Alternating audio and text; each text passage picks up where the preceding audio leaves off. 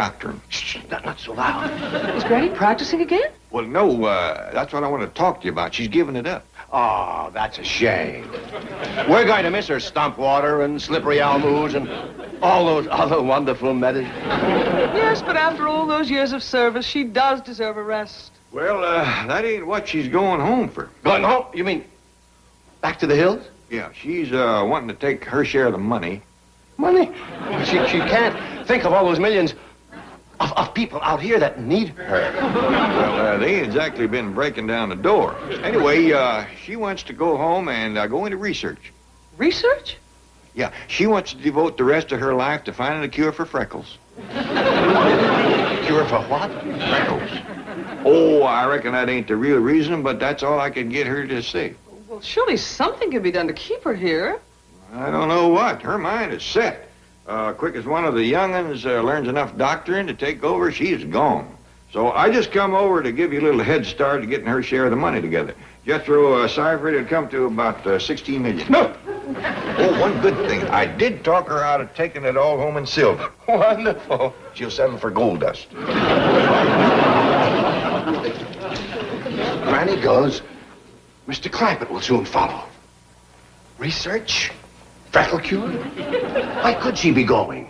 If I may offer an unemotional analysis based on my first-hand objective observations... Just spit it out. I think this has been brought on by her having no one to doctor. She misses feeling useful and needed. Yes, that's probably it.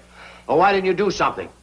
Chief, I could hardly be expected to solicit patients for an unlicensed granny doctor. Wait a minute. We still have a chance. She would never run out on a sick friend. Chief, I could never deceive Granny with a fake illness. Who's talking about a fake? I'm only asking you to take a mild poison or break a bone or something. Look, I could drop this on your foot. Isn't your company loyalty good for one little fracture?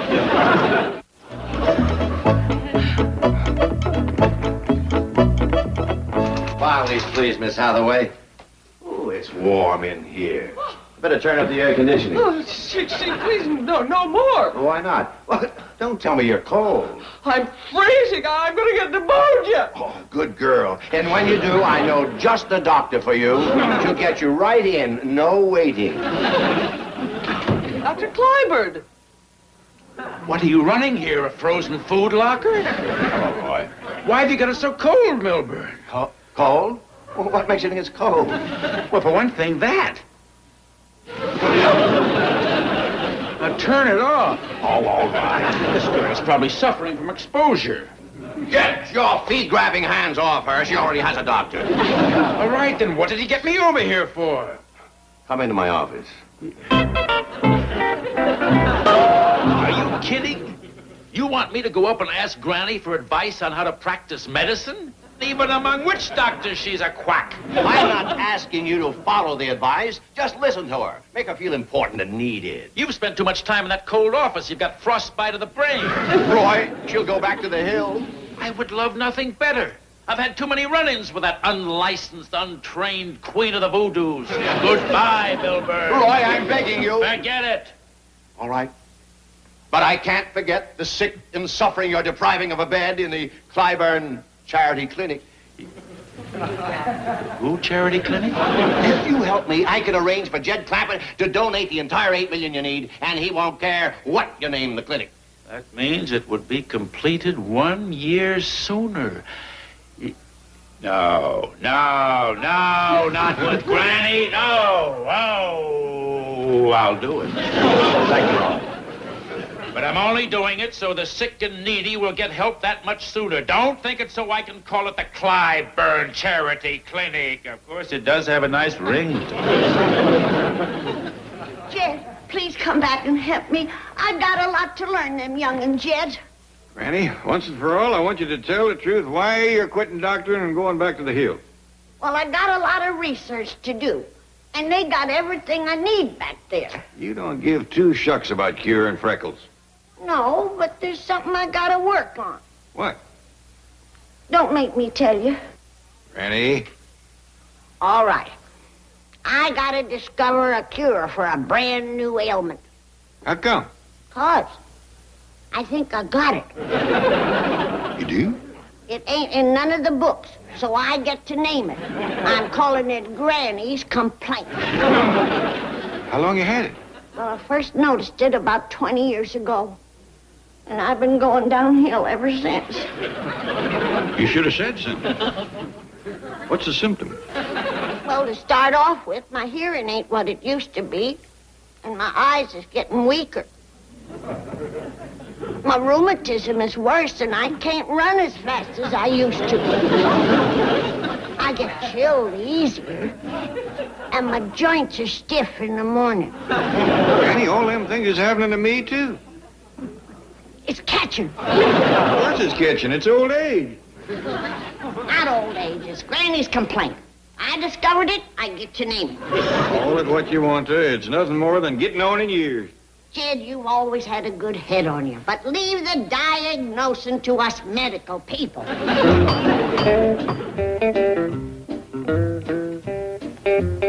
Funny, the last time I felt like this was just before they landed us at Guadalcanal. How do you do, Mr. Clampett? Dr. Clyburn, this is a surprise. I suppose it is. I came to see Granny. Oh, well, I don't know.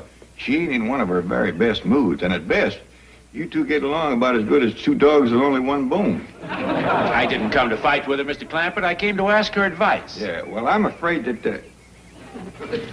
Ask her what? Well, I need some medical advice. Oh, well, that's different. I'll tell her. You better wait out here until I talk to her. Sometimes Granny starts shooting before she finds out what flag you're flying.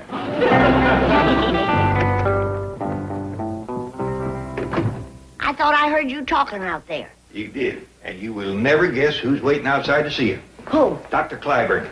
Clyburn! Oh, he's after me.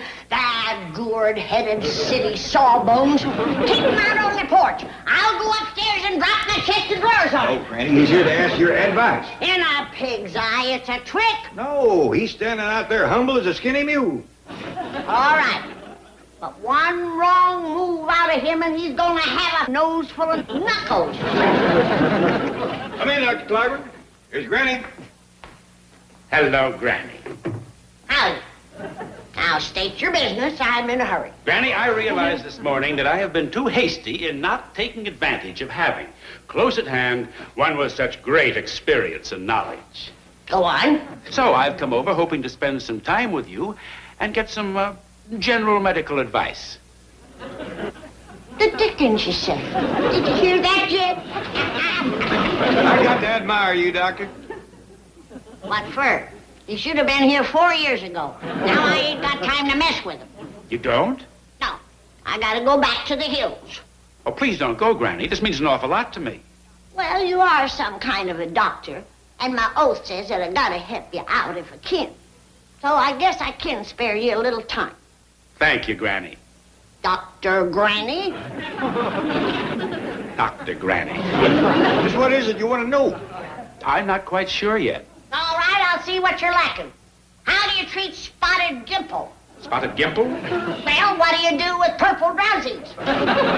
How about critic, bloat, angry gizzard, drench, the goose eye? Perhaps I know them by their scientific names. Them is the scientific name. You better sort of start from scratch. Maybe I'd better. I ain't got time for private tutoring. You'll have to go in the class with Jethro and Ellie Mae. Go on upstairs, third door to the right, and sit in the back of the class.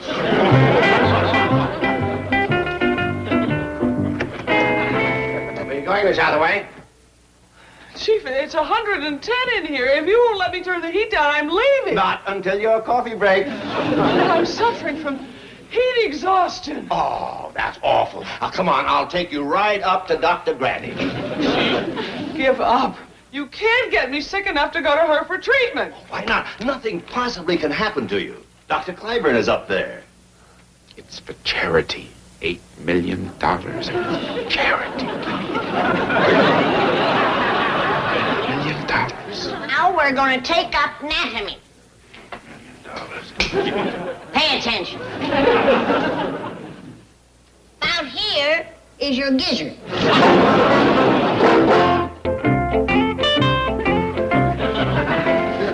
Granny, you know it's against the law to set up your still in Beverly Hills? It's against the law to make corn squeezers. This is my granny's complaint cure. Granny, I told you everybody's going to have Granny's complaint along about age 65. That's why I ain't taking the time to go home to find a cure. Case is an epidemic. While you're at it, I found 2 more symptoms. You have? Yeah, gray hair and wrinkles. It ain't old age, I told you that. And the whole world's gonna thank me when I find a cure. Well, leastways, I'm glad you give up trying to train the young'uns to take over for you. Well, it would have took too long to learn Ellie and Jethro. That's right. That's why I picked Dr. Clyburn. What'd he have to say on it? Well, I was just about to go tell him. He's in the kitchen, learning to make my skunk root dyspepsy potion. Dr. Clyburn, Roy? Oh, hello, Granny. Dr. Granny. I got some good news for you. Good news? I've been watching you, and I decided that you're the one to take over my practice. Your practice? This here is my patient file. Take good care of them. Oh, but I... Don't thank me. Just take it. You have this many patients? Well, to tell the truth, I ain't caught on too well out here. Jed, Jethro, Ellie Mae. That's about it. Granny, why are you doing this? I suppose I'll have to tell you. Sit down. Now keep this a secret. I ain't as well as I look. What's wrong? It don't matter. What matters is I got to find a cure for it. If you tell me about it, I'm sure I can help you. Roy, you've got talent. But for a young fella, you're awful cocky. Over that fire out yonder, I got cooking every root, berry, powder, potion, known to medical science. How are you going to beat that? Well, for one thing, have you tried penicillin? Penicillin? What's that? It's a drug. We get it from bread mold. Roy, you've got to forget them home remedies. It is not a home remedy. Haven't you heard of streptomycin, aureomycin, cortisone? Roy, you come to me for advice, and I'm giving it to you. Forget them quack medicines. Stick with modern science. Your stump waters, your slippery elm ooze, cocoon root, and them wonder drugs like sassafras and wahoo bark. All right, Granny. You know best. Oh, the dyspepsy medicine.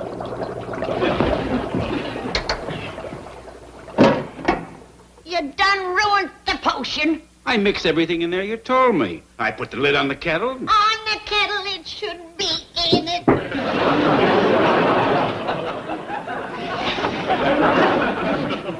This pewter takes the bite out of the mixture.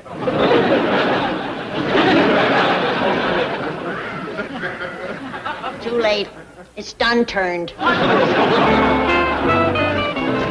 This will never work. Everyone will know you're faking. What else am I going to do? You let me down. I can't depend on Clyburn to keep her here. I categorically deny Now, that don't I have... start that again. Just drive back and try to round up some sick people for Granny. If you have to, hit a couple of pedestrians.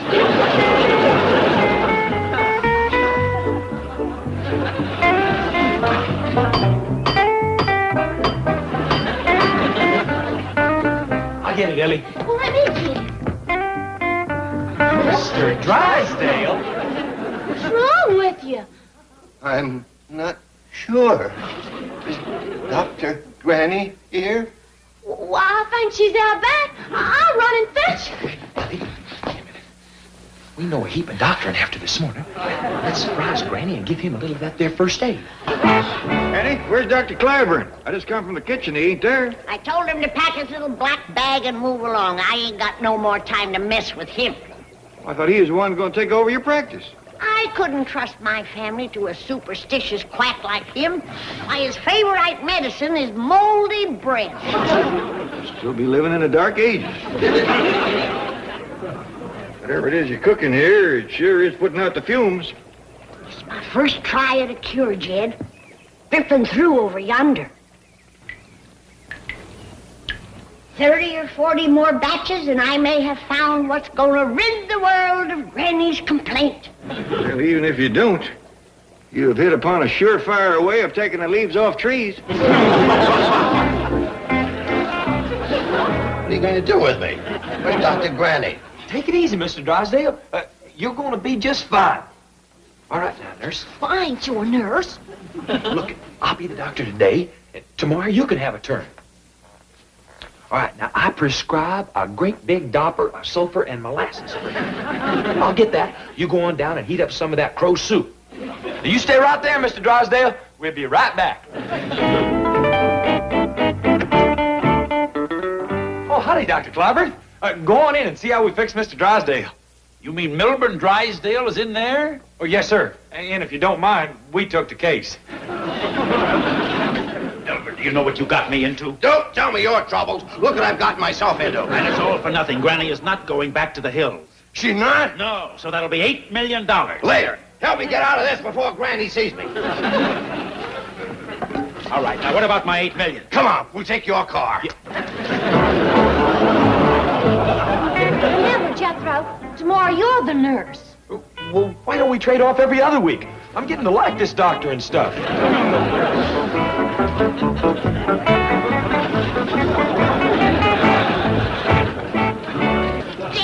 I done it. Come quick. Dad, I found the cure, Jed. What's the matter, Granny? Jed, I found the cure, and on the first batch, I've cured Granny's complaint.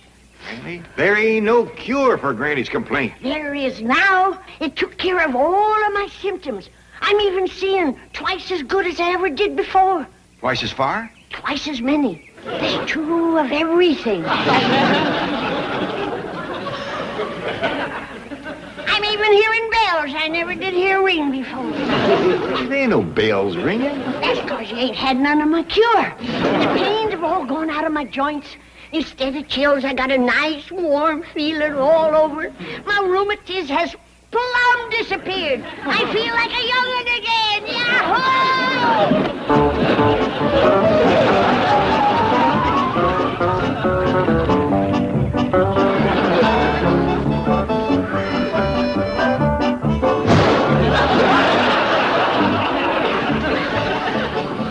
Too bad. Come morning, she's in for one humdinger of a relapse.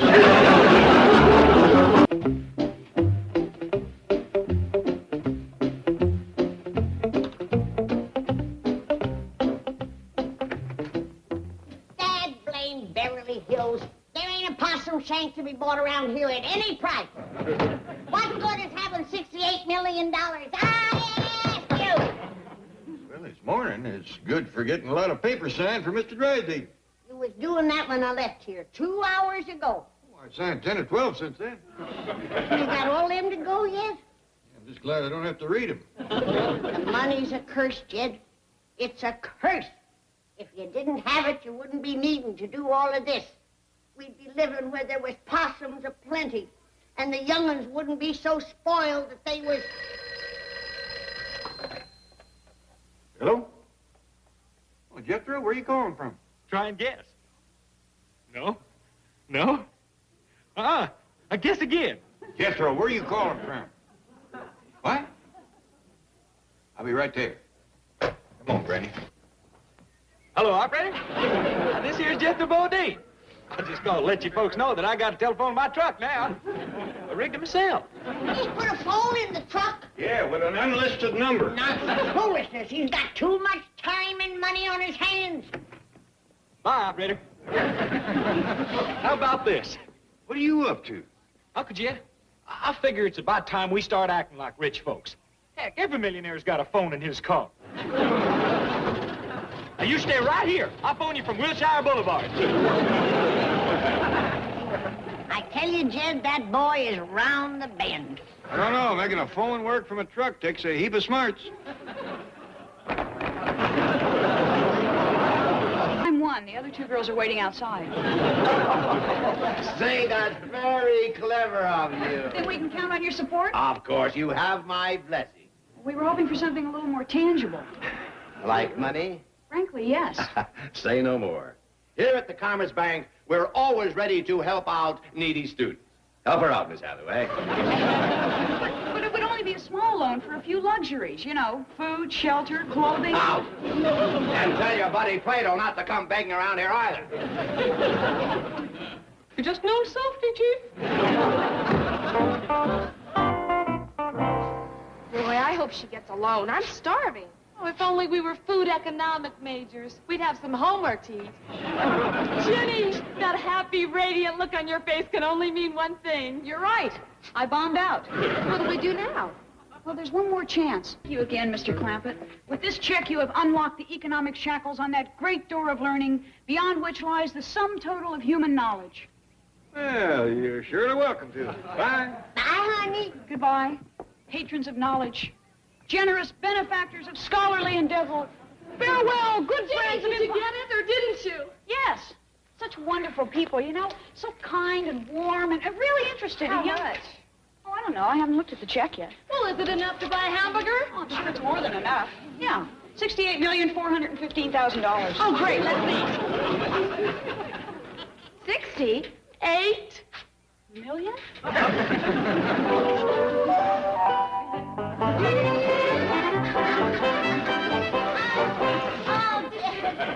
Oh, Jim, we is plumb broke, and I've never been so happy in my whole life. I feel this like I've been took out of harness myself. You know, I'm feeling better every minute. Fact is, I think I'll just walk right down to the bank and give Mr. Drysdale back his papers. There's another person that won't have to worry about your money no more. Yep. He'll be able to breathe a whole lot easier now.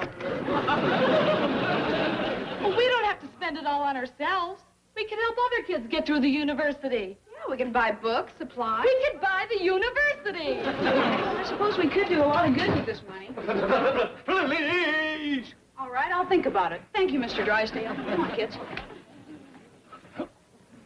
It's true, Chief. I telephoned Granny, and Mr. Clampett signed the check. She's positively elated about it. Oh, boy, I've got to stop eating herring and sour cream before bed. It's given me the worst nightmare I've ever had. Well, it's just like I'm awake. You are awake, Chief. Mind your own business. You might as well face it. The Clampett account is gone. Now, don't panic. This is business. These things happen. You win a few, you lose a few. Well, Chief, I'm really impressed with the way you're taking this. What are you writing? A suicide note. Oh, now. Get a hold of yourself. There's nothing we can do about it. Oh, yes, there is. We can fight. What?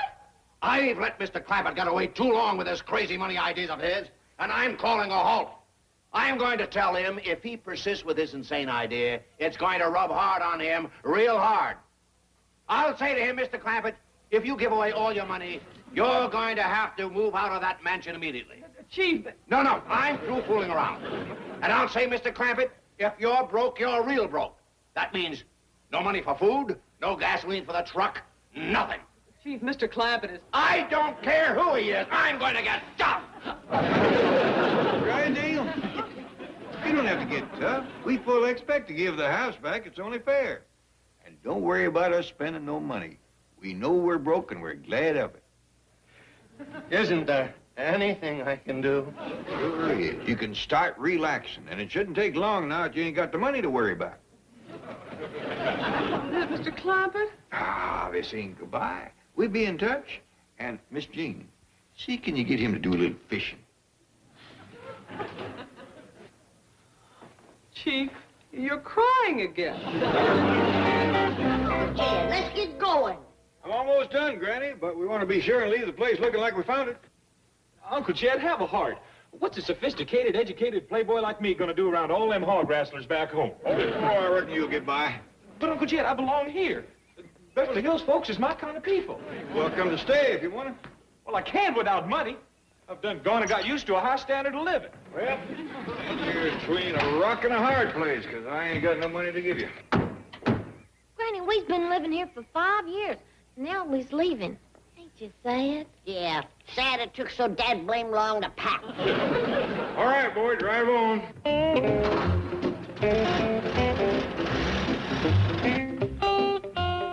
Chief! It's no use, Miss Hathaway. I'm going to that big safety deposit box in the sky. Oh, for heaven's sake! What else is left to live for? All the good things in life are gone. All 68 million of them. Chief, you're acting like a child. Now, why don't you approach this Clampett problem constructively? It's too late. Don't try to change my mind. Just pull the desk out from under me. Oh, Chief, I couldn't. If you feel that strongly about losing me. Oh, no, it's not that. It's just that this desk is too heavy for me to pull. Miss Hathaway! You'd like to get onto this chair. Well, be reasonable. Well, why don't you forget about losing the Clampett account and start trying to get the Jennings account? The what account? The Friends of Plato. They have the money now.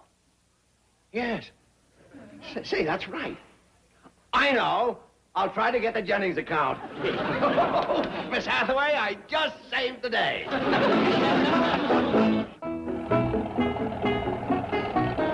Jethro, can't you go no faster? I want to get back to them piney woods whilst I can still climb a tree. Yeah, let's go. Uncle Jed, are you going to give him the big news or should I? What you mean? We ain't going to make it to them woods back home. The gas we got, we'll be doing good if we get outside the city limits. How far can we go? Beats me. We's running on wishful thinking right now. You better find the first big, thick green woods you can. First place you see more than 2 trees together, pull over. Ranger Warkle here. Warkle. W-A-R-K-L-E. Right. A truck about to dump some trash at the east boundary. But there's not even a road on that side of the park.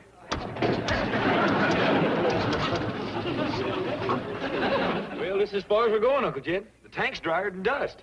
Yeah, leastways we made it into some tolerable woods. How's Granny doing back there, Ellie? Well, she's still asleep, Paul. Has been since before we turned off the road. How'd she manage to sleep through all this bumping? Plumb tuckered out. She loaded up the truck single-handed in 20 minutes flat. Oh, I must have dozed off. Oh, we're back in our woods. And so soon. My, look how pretty everything looks here at home. Nothing's changed a bit. I feel like a new person now that I'm here. Granny, Oh, I gotta kiss the ground. The hallowed soil of my homeland. Oh, I've waited so long for this. Granny, I think I'd hold off on that. How come? Well, we ain't exactly home. Where is we? Strictly speaking, we're still in Los Angeles. Los Angeles? Pooey! That dumb cluck you've been driving around in circles. We come as far as we could with the gas we had. You mean we're stuck here? For a little while, but leastways, we got good dirt under our feet. We got trees, bushes, sky to look at. Birds and breeze to listen to. And... How about it, Granny?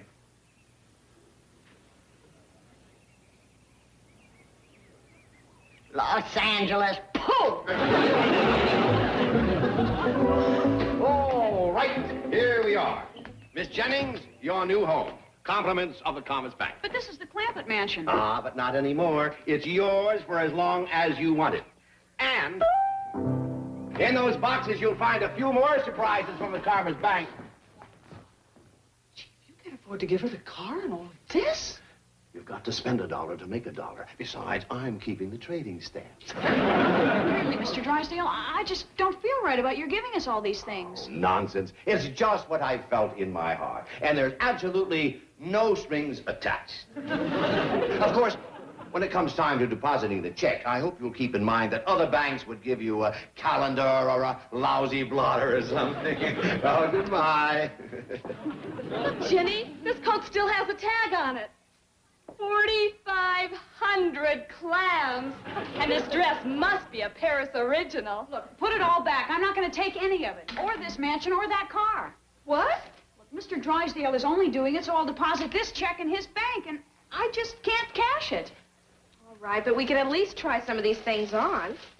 Well, I suppose we could do that much. Yeah. You know, Jed, staying on here till we get enough money to go home on might not be so bad after all. Yeah, leastways we's in the woods, away from all them buildings. I've been studying on it. I bet you the owner of these woods would let us sharecrop them if we asked him.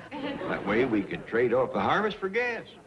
He'd probably be tickled pink just to get his land cleared. Uncle Jed, I gotta talk to you. I've been out for a long tramp in the woods, and there's something I found out. What? I got to head back to the city. I gone and got too sophisticated to live out here like a wild animal. Yeah. Well, heck yeah. When you took on as much class and savoir-faire as me, you can't just up and chuck it like a pair of dirty overalls. Well, it's your life, boy. How do you figure on making a living? Well, I'm gonna have me a talk with that there needy outfit. Having all your money, they can support me in a manner which I've become accustomed. Well, before you make up your mind, why don't you listen to what we're planning to do out here? Okay, shoot. Well, we're going to look up the owner of this land and see can we clear it for a little farm. But that'd take a good 6 weeks of wood chopping. Yeah, and it'll feel good to get back doing some hard work for a change. Well, I'm sorry, Uncle Jed, but it'd be too risky for me to do that kind of unskilled labor. What you mean? Well, I've been planning on being a brain surgeon or a soda jerk. And for either one, I got to protect these hands. Well, good luck, boy. Be sure and say bye to your Granny and Ellie Mae before you leave, and let us hear from you. Yes, sir. Bye, Jed.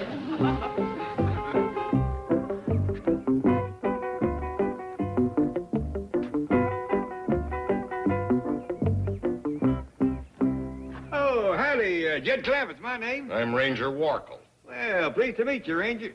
Who? Warkle. W-A-R-K-L-E. Yeah, Warkle. Sounds a little like a bird call, don't it? What are you doing with this axe? Oh, you got something to do with this land? Well, you could say that, yes. Well, you're going to be happy to hear this. We're planning on chopping down all these trees and plowing and planting a little corn. Oh. And I suppose you want to build a little red barn and put up a nice fence, too. Not unless we get some livestock. You trying to get my goat? Oh, we don't need a goat. Well, what do you say? Can we commence clearing? Listen, you old coot. Can't you figure out why these trees are standing here? Oh, but if you don't watch your tongue, you're going to have to find somebody else to chop them down.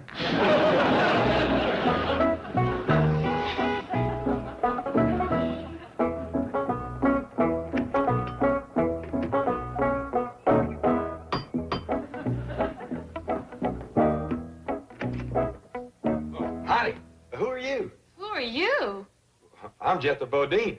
I used to live here. Oh, but Mr. Drysdale said we could take... I bet you're the folks from Needy. Is Ginny Jennings here? Jethro? Ginny? Ginny Jennings? Is that you?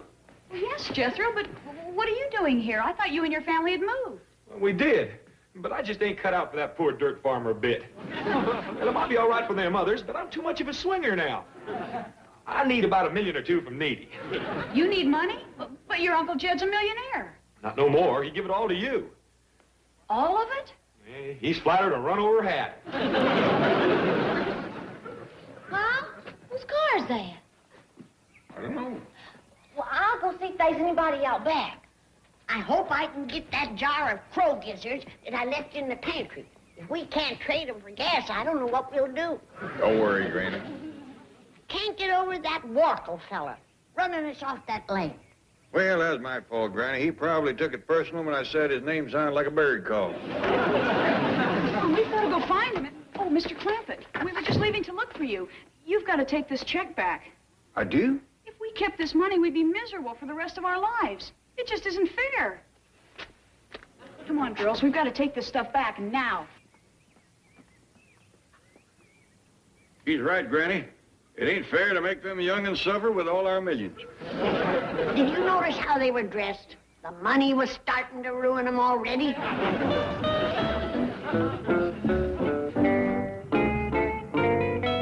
Mr. Clampett, what are you doing back here? Where are the girls going? I'm afraid we got some bad news for you, Mr. Drysdale. We're leaving my money in your bank. We ain't giving it away. Do you see it, Miss Hathaway? They're giving it back to me. Oh, Miss Hathaway. Well, it was nice being broke while it lasted. Yeah, but the money is our problem. It's up to us to bear the burden of it. Us and Mr. Drysdale. Look at him crying. He's as miserable as we are. Yeah, too bad. It's a curse, Jed. It's a curse.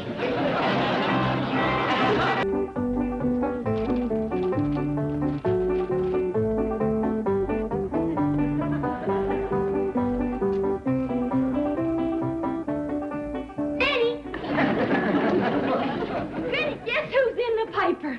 Well, I hope it's worth ruining my possum pot pie. Well, Diana Dayton's done got herself engaged. That ain't even worth the crust. Who's she? Oh, I met her that day at that fancy girls' school. Look right there in Society Sandy's column.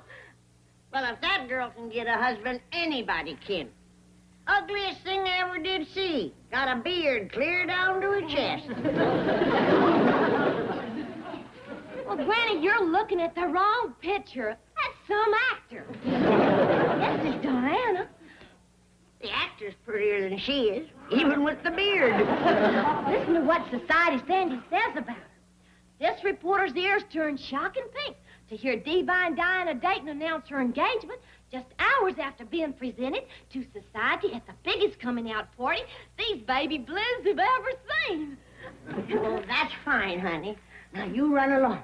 Now, you'll get a husband, don't you worry. But I ain't worried. Of course not, honey. No need to be. I'm worrying enough for the both of us. We're back. Oh, good. Jethro, here's the phone number of the newspaper.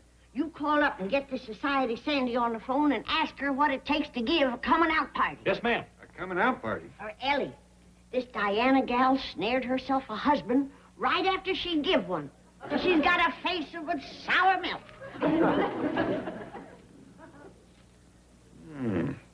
Better find out what they put in the punch. I got Society Sandy's secretary on the phone.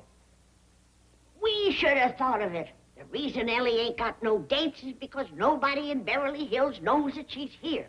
She ain't been presented to society. And that's what a coming-out party's for, Why, sure. When you want to get rid of an old hound dog, you bring him out where folks can look at him, don't you? I see your point, but I wouldn't put it just that way. All I know is that I've tried every love charm in my book to get Ellie Mae a husband. And now we gotta give it the old horse auction approach. I don't know as I'd put it that way neither. Yes, ma'am. Uh-huh. Hand engraved invitation. Everybody in the blue book. Uh-huh. Is that all? Yes, that's about it. Have fun and lots of luck. Bye. Oh, Society! Sandy! Feast your baby blues on this. Yeah. Ellie Mae Clampett is having a coming-out party. Ellie Mae Clampett. Let me see. Did I meet her at the Von Clippington tea dance? Oh, Sandy, I'm putting you on. It was a hillbilly. You should have heard the questions. At a coming-out party, does the folks have to stay out, or can they come back inside and set a spell? Clampett. Clampett. I know I've heard that name before. Get me research on the horn. Oh. And get right in bed. Bye. Society Sandy's sick? I'll say, lightheaded, talking goofy, and has the worst case of gravel throat I ever heard. She sounded for all the world like a man. Good morning, Miss Hathaway. Oh, Chief, have you seen the morning paper? No. Is my picture in it? It's Society Sandy's column. It says the Clampetts are having a coming-out party for Ellie Mae. What? Listen. There's a coming-out party planned for the Clampett Cupcake, Ellie Mae, that should be the Beverly Hills Basherino of the year. Papa Clampett is sparing no expense. Call that paper. They can't print lies like that. I'll sue. Well, Society Sandy got the story right from Granny. Come on, we've got to get up there and stop them. But Chief, a coming-out party for Ellie Mae isn't such a bad idea. It is when they spare no expense. Come on.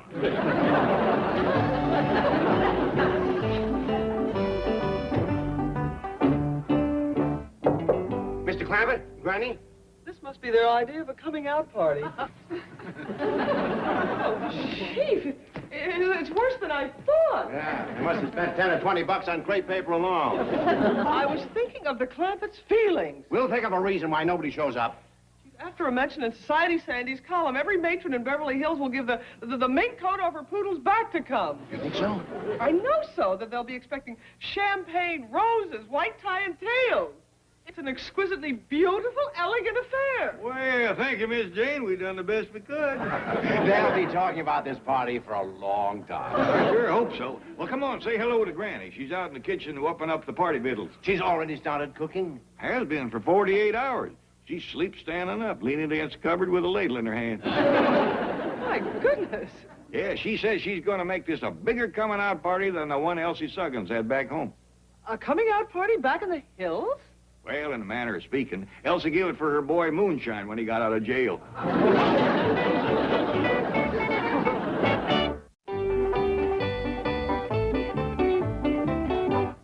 Granny, look who's here. Hello, Granny. How are you, Granny? Good to see you. But don't get no ideas you're gonna help out. Everything's been taken care of. The plans has been made, and the cooking is on the way. Granny, you're dead on your feet. You need some sleep. Sleep, there'll be plenty of time for that after Ellie's wedding. Wedding? Yes, out here. Just talking about you. Excuse us, Miss Hathaway. How are you, my sweet? I was just reading Society Sandy's column about Ellie Mae Clampett's coming out party. Everybody in the beauty salon was talking about it. Oh, yes. Your hair does look gorgeous, dear. Claude's beauty salon, the Poodle Pampatorium. Your hair does look gorgeous, Claude. Oh, stop it, Milton. He was having a facial. A facial? Yes. Milton, what about Ellie Mae's party? Apparently the cream of Beverly Hills society is going. It's the talk of the town. Yes, it is a wonderful opportunity for the Clampetts, but I did want to ask you if... Well, they do need social direction, and I know how good you are giving parties, and... Well, would you help them? I'd love to.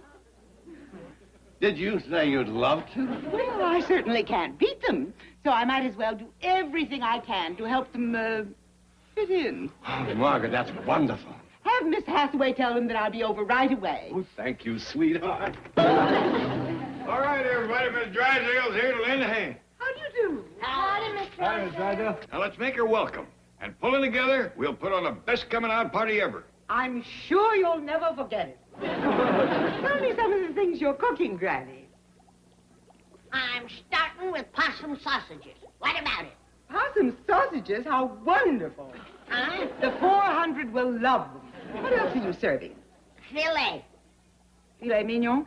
Filet gumbo. Good. Full of whole crawdads, big chunks of catfish, and mudsucker. Oh, my taste buds are doing a tango. Society will be mad about this. And what party preparations are these? We're hand-engraving party invites. Hand engraved. These are the invitations? Yeah, we's all doing it. Bessie, too. You have a monkey writing invitations? I never heard of one so smart. I don't know why everybody makes such a big fuss over that ape. She's only copying what I put in front of her. You take this away from her, she can barely write her own name. These are the invitations you're sending out. Yeah, to everybody in the blue book. This is the blue book? You only want the elite at your party. Why don't you let me take care of inviting the guests? Swell. You can take over right there at Porky's Pizza Parlor. Don't worry. I'll make sure the right people come. Now, you see, Granny, she's being a help. Why, you might even have a chance to get some sleep before the party. Of course, I know you ain't the least bit sleepy. Are you, Granny? Granny?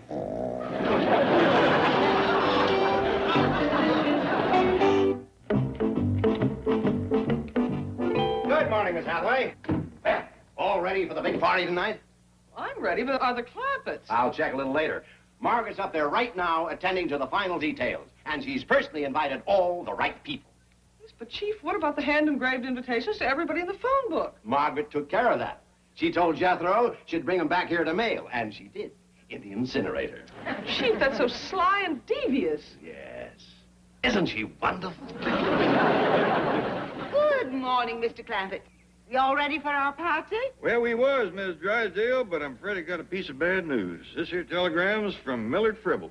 Millard Fribble? Yeah, you remember him. He's a fellow with Swing-a-Layton musical song. Oh, yes. Perfect for a coming-out party. When are they arriving? Well, that's just it. They ain't. They ain't? They aren't? No, you see, they took an offer to play at the Buzz River Hog and Steer Auction. They're giving up a trip to Beverly Hills for that? Well, it is a showcase. I see. But you still got that Luther somebody and his Ozark jug band. Oh, Luther Gooch phoned to cancel, too.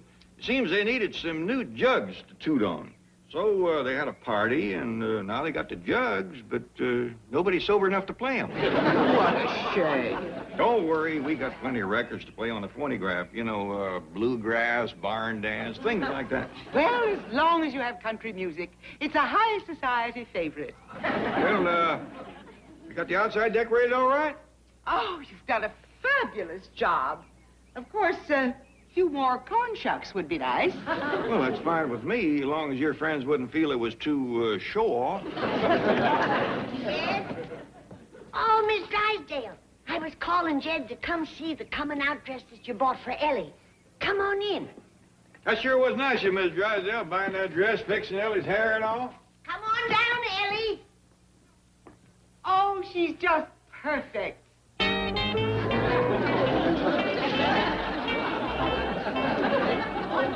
She looks just like Gertrude Lovely in the Star-Spangled Vagabond. Ain't it a little bit flashy? The way a girl looks at her coming-out party is all important, dictated by tradition. You want to do everything just right. And you have. From these decorations to having Bessie the chimp parking the cars. All right, honey, you can change back now. Now, we just wear our regular Sunday go-to-meeting clothes, huh? That's right. And Mr. Clampett, the big tie with the flower. I didn't know you was fond of it. Oh, yes. Well, everything seems to be in order, so I'll be running along. If you need any more help before the party, just call me. Yeah, thank you, Miss Drysdale. Yes, thanks, honey. You've been awful sweet. It was my pleasure. I just want to be sure that Beverly Hills Society gets the proper impression. I don't care about that. Just so Ellie gets the proper fella. I can't get over how she's helped us with this coming-out party. Sweet as sugar. Ain't tried to change one thing that we done. And do you know, it was her suggested bobbing for apples and having a sack race. Just goes to show you that when it comes to having a good time, folks is folks. Either high society or a bunch of stump jumpers like us. Wonder who that is. She double-crossed me. She hasn't changed a thing. Oh, hi, Mr. Drysdale, Miss Jane. Just couldn't wait till tonight, huh? Really looks nice, don't it? Well, your wife ought to need a few more corn shucks around. She's been nice as pie to us. Even bought Ellie a beautiful red dress and Red. all covered with fringe and spangles and such. Says all coming out gals wears them. Of course, everybody else just wears Sunday go to meet. Don't worry about splashing gopher gravy on your good clothes. We've given everybody their own bib. Drive back to the office, Miss Hathaway. But, Chief, Drive. Excitement just too much for him, huh? yes, that's it. Well, see you tonight. Come early, stay late. Bye. Just wait till I get my hands on Margaret. Look at this guest list. Everybody from Society Sandy to Phil the dry cleaner. Prince Filippo to Ragatini. Either way, they're all going to think the Clampetts are a bunch of hicks. Why, these social lions will eat them alive. Well, it looks as though your wife has won. The party's tonight. We've got to do something. Ellie Mae's coming out will look like a masquerade ball. Chief, that's it. Give me the guest list and let's start phoning. What are you talking about? A society first. A masquerade coming out party. All right, but it better work. Or there's going to be a giant going-away party. For the Clampetts' money, my wife, and you.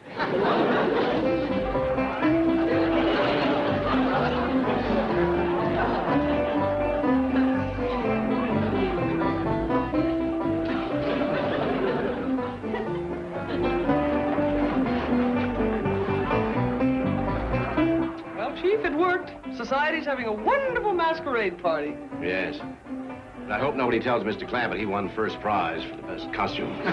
Never find out what we did. By the way, where's your wife? At home, she couldn't make it. Oh, really? What happened? I locked her in the closet.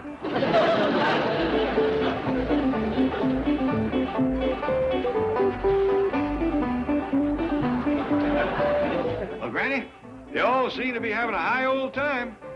Mr. Drysdale says the cream of society is here. Well, if this is the cream, I'd hate to see the skim milk. Look at them. They're all a bunch of goofs.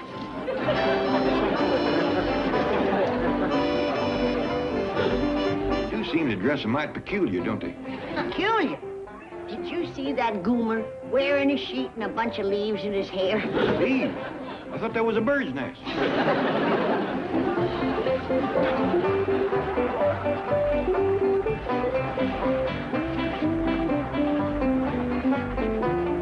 It ain't so much they're dressing funny, but have you talked to any of them?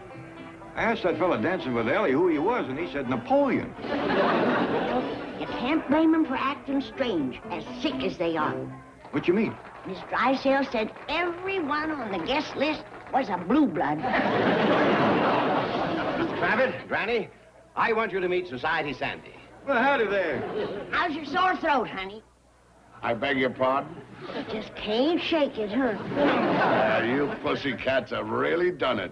You know, these Tootsies have danced at a lot of coming-out parties, but this one beats them all. It's the most original and inventive I've ever seen. Well, thank you, but by rights, the credit belongs to you and our dear friend, Miss Drysdale. Well, it's a great party, and you have a lovely daughter. And I hope I see a lot of you in the future.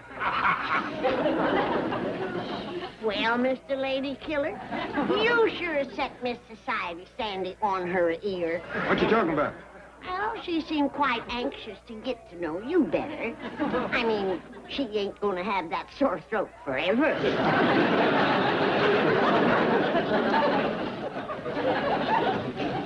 Forget it, Granny.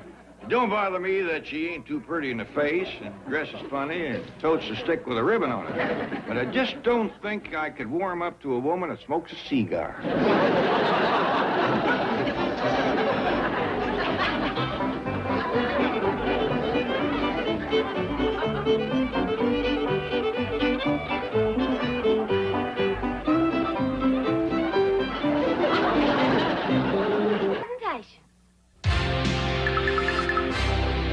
Viacom.